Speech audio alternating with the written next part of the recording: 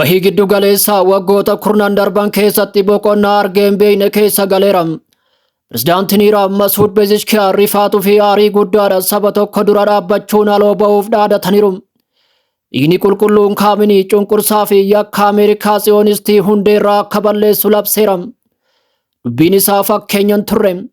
Waraanni kun rukuttaa tarsiimoo irraa gara qabsoo jiraachutti akka ce'e mallattoo ture. Gama biraatiin Tiraamp dubbii kana ammeessaniiru.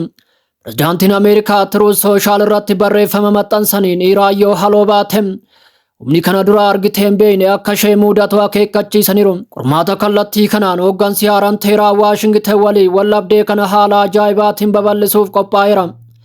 Televezyiiniin mootummaa Iraan akka beeksisetti Masuud Pezeshkiyan fi itti gaafatamaan qaamolee haqaa mana maree yeroo ce'umsaa biyyattii akka to'atan beeksiseera. Beeksisni kun erga bara 1989 as jijjiirama hooggansaa bu'aa guddaa qabu jedhameera. Koreen eegdota warraaqsa Islaamaa humna guddaa qabu duula haleellaa seenaa keessatti hamaa ta'eef yeroo kamiyyuu caalu buufataalee Ameerikaa fi Israa'el irratti akka jalqabu labsuun yeroo muraasa booda diroonii fi misaayiloonni Iraan dhaabbilee Ameerikaa guutuu naannichaa irratti xiyyeeffachuun mirkaneessaniiru. Qaataar irraa haga Kuwait, UAE irraa haga Bahrein, Iraaq irraa haga Joordaanii fi Riyaaditti marzii abiddaa dhangalaasaniiru. Yeroo kanattis Iraan erga Khameneiin du'ee booda Israa'elii fi buufataalee Ameerikaa irratti haleellaa haaraa eegalteetti. Iraan haleellaa guddaa hoogganaa olaanaa Alii Khamenei ajjeeseef haloo ba'uuf jecha ganama kana buufataalee waraanaa Ameerikaa naannichaa fi Israa'el irratti xiyyeeffachuun haleellaa misaayilaa fi haleellaa diroonii haaraa banuun ishee miidiyaaleen mootummaa beeksisaniiru. Buufataaleen Ameerikaa naannicha keessa jiran 27 akkasumas waajjirri muummee waraana Israa'elii fi kompleeksii indaastirii ittisaa Teel Aviv keessatti argamu kanneen xiyyeeffannoo argatan keessaa tokko ta'uun gabaafameera.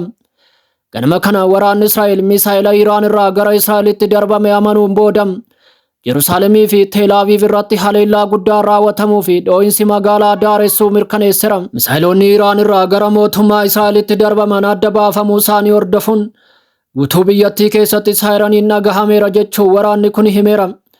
Yeroo kanatti humni qilleensaa Israa'el balaa kana balleessuuf bakka barbaachisaa ta'etti doorsisa addaan rukutuufis socho'aa jiraachuu himeera. Koreen eegdota warraaqsa Islaamaa Iraan ganama kana akka jedhetti seenaa keessatti duula hamaa ta'e Israa'elii fi buufataalee Ameerikaa irratti akka jalqabe ibseera. Seenaa humna waraanaa Riippaabilika Islaamaa Iraan keessatti duulli haleellaa hamaa ta'ee fi yeroo kamiyyuu caalu akka jalqabus maxxanseera. Sirnoonni ittisa qilleensaa guutuu galoo galaanaa keessatti lubbuudhaan akka nafnes gabaafameera. Gabaasaaleen akka mul'isanitti Oomaan irraa kan hafe buufataaleen xiyyaaraa, hoteelonni, buufataaleen waraanaa, gamoowwanii fi indaastiriiwwan gaazii biyyoota galoo galaanaa keessa jiran burkutaaniiru. Diroonii fi misaayiloonni karaarraa maqan gamoo mana jireenyaa, baareenii fi dhaabbata buufata xiyyaaraa Kuwait dabalatee siivilii rukutaniiru.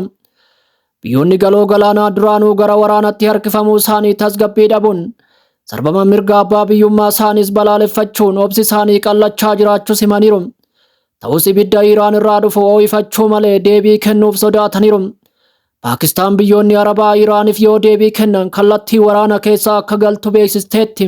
Wallabdeen kun kana booda Iraan fi Israa'el keessatti osoo nafin gara addunyaatti balaqqeesseera. Mootummoonni addunyaa gamtaa filachuuf akka dirqaman taasisuuf shallaggiin dogoggoraa tokko abidda addunyaa qabsiisuu akka danda'u akeekera. Iraan inni qulqulluun Alii Khamenei Israa'el lafarraa balleessa jechuun dhaadatte. Sa'aatii dhufan keessatti wanti uumamu hin beekamu. Dhaabbanni oduu Faaris akka gabaasetti firoonni dhiyoo Khamenei hedduun akka du'aniif intalaa fi ilma isaa dabalatee haleellaa kanaan ajjeefamaniiru. Mirkaneessi walabaa guutuun aangoota irraa argame jiraachuu baatus gabaasaaleen ulfaatina miiraa fi aarii yeroo kanaa gadi fageessaniiru. Aadaa siyaasaa Iraan keessatti wareegamuu seeneffama irra deebi'ee bocam sochii bobbaataa gadda gara murtootti jijjiiram. Gama biraatiin ammoo ministeerri haajaa alaa Iraan biyyattiin duubatti akka hin deebine labseera. Manni maree nageenyaa biyyaalessaa olaanaan Iraan lammiileen magaalota xiyyeeffannoo argatan irraa akka jijjiiraman gaafateera. Gama biraan namni siyaasaa biyyaa baqatan Riivaa Paalaviin lammiileen Iraan gara daandiitti akka deebi'an dhaamaniiru.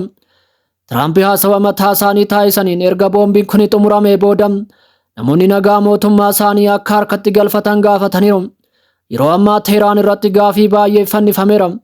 Haleellaan biyya alaa sirnicha ni caccabsama. weerara alaa irratti tokkummaan biyyaalessaa haroomfame ni uumama kan jedhu. Miidiyaalee warra dhiyaa Iraan mormii waggoota dheeraaf qoqqobbii fi dhiphina diinagdeetiin kan dadhabde ta'uu ibsaniiru.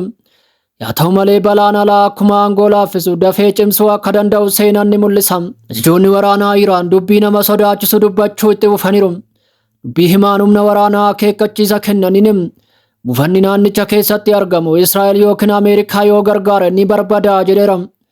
Iraan laafummaa osoo hin agarsiisin qophii waraana dheeraaf qophii ta'uu himteetti. Kuni kana booda waraana gaaddidduu bakka bu'ootaa fi haleellaa dhoksaa miti. Kuni wallabdee ifa ta'e kan humnoota naannoo fi gamtaa waraanaa Ameerikaan deeggaramu gidduutti ta'uudha. Yeroo tokkotti naannoo qilleensaa saayibarii fi iddoo siyaasaa keessatti kan mul'atudha. Gabaan anniisaa jeequmsaaf qophaa'eera. Humnoonni addunyaa sochii itti aanu shallagaa jiru. Raashaan ga'ee Waashingtan yoo qeeqxu magaalonni galoo galaanaa gubataniiru. Ajjeechaan Kaaminii hoogganaa tokko buqqisuu qofa miti. Innis utubaa giddu galeessa ijaarsa siyaasaa Iraan keessatti argamu buqqisuudha. Yaa ta'u malee dandeettii Iraanii fi humna ishee ni buqqisa jechuu miti. Sababni isaas Iraan biyya qormaataa akkasii hedduu keessa dabarteedha. Misaayiloonni balali'uu itti fufaniiru. Akkasumas bahii giddu galeessaa balaa waraanaa daangaa irra deebi'ee bocu gamtaa irra deebi'ee ijaaruu fi dhaloota tokko ibsuu danda'u irra dhaabbattee jirti. Iran has attacked oil facilities in Saudi Arabia, Iranian media reported on Saturday. A video capturing Iran's strike on U.S. airbase in Abu Dhabi, UAE has emerged online. Video captures multiple explosions at the base. Earlier, Bahrain confirmed the U.S. naval base in Al Jafer was hit. Iran launched strikes on U.S. bases across the Middle East following U.S. and Israeli attack on Iran. In Kuwait, alarm sirens followed by up to 4 explosions. In Qatar, an official source at the Ministry of Defense told Al Jazeera that an Iranian missile was intercepted by the Patriot air defense system.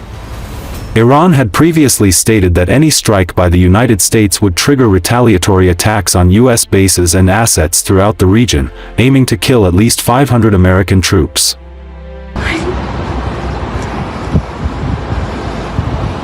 Some missiles launching here in Abu Dhabi. Big shit.